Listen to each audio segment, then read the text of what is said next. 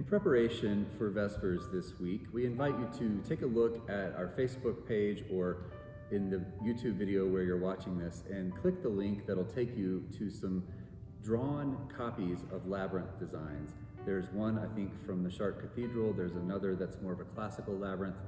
Pick one of those and print it out and have it there with you as you're watching Vespers tonight, and use it as a finger labyrinth, as a way to trace with your finger what you might be in your mind doing with your feet as you go. So before we begin, go ahead and get that ready and have that printed out and ready to go.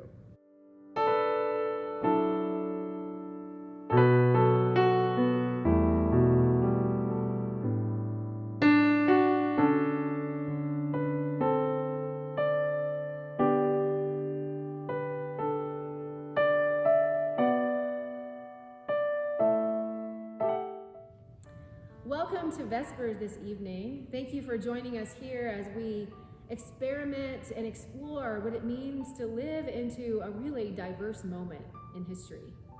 There are so many questions that have arisen for us as we have walked this Eastertide journey. One of the things that we have been thinking about at First Plymouth, and I think across the spectrum of religious diversity within the church, is what does it look like to be church right now? I think it's difficult to answer that question on the outside when our inner journey feels kind of stuck or chaotic or lacking clarity. So we have been meditating together, practicing Lectio Divina and Visio Divina. Today we invite you into a meditative experience, walking a labyrinth.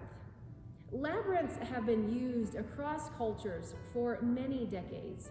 The first known labyrinth or maze was formed by the ancient Egyptians. So many cultures, especially within the mystical communities, have used labyrinths to explore the inner journey, maybe for contemplation around problem solving, or maybe to seek a wider known answer or divine mystery from something that has loomed over creation and the created world for many, many centuries. But today we are focusing on this labyrinth experience just to provide another element for us to meditate, to pray, to be silent, to listen to what's going on inside as a place of divine consciousness, coming in tune with our body, our mind, and our spirit. Labyrinths allow us to be a whole person connected to the earth under us, to walk a physical journey while paralleling that inner journey. So we will invite you to participate on your own, and then hopefully this will be a practice that you can engage in the weeks following. We will give you some resources and invite you to meditate today, and hopefully through different opportunities when you go on your own walks or create labyrinths or use finger labyrinths or whatever else that arises for you today. Welcome to Vespers. We look forward to journeying with you.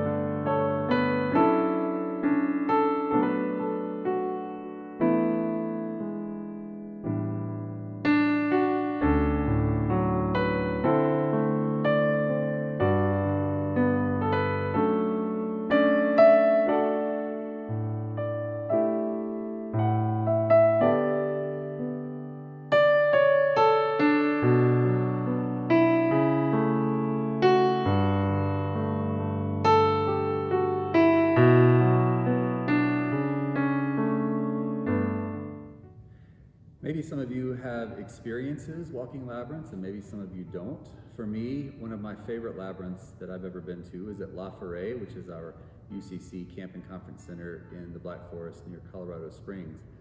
There, the labyrinth is kind of tucked down into a little cove in the tall pines near an aspen grove, and it's just a beautiful spot. It's a really secluded spot and really peaceful, and I know a lot of you have spent a lot of time in that labyrinth, simply walking, simply being part of that environment, and it's a really wonderful experience. There are other labyrinths around the Denver area. There's one at Montview Presbyterian Church, not too far from First Plymouth. There's a labyrinth, I think, in Castle Rock that you could visit. And of course, we have one here at First Plymouth that we built a few years ago. And the parking lot is open to you. You can come and park your car and walk the labyrinth here at First Plymouth as a way to engage in this practice on your own. One option, if you are not able to get to a labyrinth right away, is to think about your everyday exercise as a form of intentional walking like a labyrinth would be. So some of you I know are doing far more walking than you usually do in your normal everyday lives. You're off walking through your neighborhoods, and that's a way maybe to incorporate the practices of a labyrinth into that kind of an experience. Be intentional about where you're going, be observant about what you see, be aware of your surroundings as you do that. One of the really neat things that's come out of the pandemic and the coronavirus lockdown is that people are now putting in their front windows bears, and it turns into kind of a little scavenger hunt for kids as they walk with their families, as they're walking around the neighborhoods. I know my kids have done this, to kind of look for where we see bears in the windows. That's not really so different from what a labyrinth is. It's a way of movement with intentionality. It's a way of being in motion while noticing what you're seeing around you. So look for something like that. Instead of bears in windows, maybe it could be birds in trees. Maybe it could be squirrels or bunnies or people with pets. Be intentional as you walk and notice your surroundings, and turn that into a kind of meditation as you go.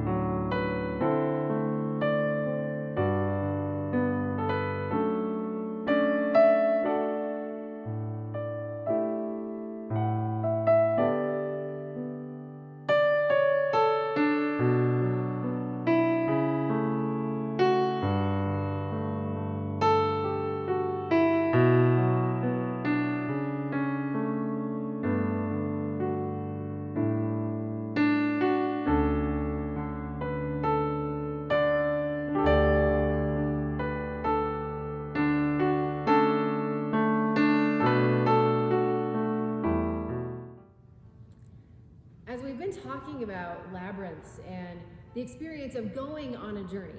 I know within the church world, in the liturgy of our lectionary, we have imagined the disciples who are walking the Emmaus Road, journeying towards a new future.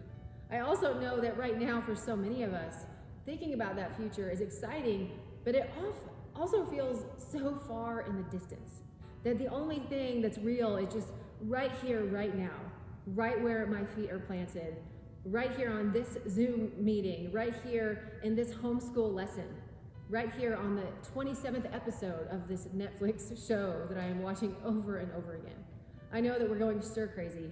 I also know that the practices of the early church and the practices of ancient and diverse civilizations have so much to teach us right now. And if we explore these opportunities, we can only enrich our current circumstances. So as Eric mentioned, this sort of the walk that we take daily. I know my family takes daily walks through our neighborhood. We've seen the bears in the window. Quinn has a bear or a unicorn or some version of that always in her window. But I know that many of us are not able to get outside quite as often. Maybe the only outside experience that we have right now is the walk to our balcony, or maybe just to the window that we open and look out. So what we know about labyrinths are that they're an opportunity, a channel for us to engage and to release and to walk and imagine something with our physical bodies, to release something that's going on the inside, within our spirits, our minds. So maybe as you stand and look out your window, on your balcony, look across the sky. Look at the way that the clouds are formed. I know my kids like to look up and point at different animals that they can see and imagine in the clouds. How does the tree line look from where you are? Can you trace the trunks and the empty, weathered branches with your finger? Can you trace the fence row with your finger and the posts up and down? Notice the ones that are broken and missing. What is it that you see? And then close your eyes for a few moments. Listen to the birds singing or put on quiet music. What do you hear? What is your inner voice dealing with? What is it telling you? The labyrinth is a meditation to release anxiety, to free us to engage with the joy that lives within us, and also to point towards gratitude.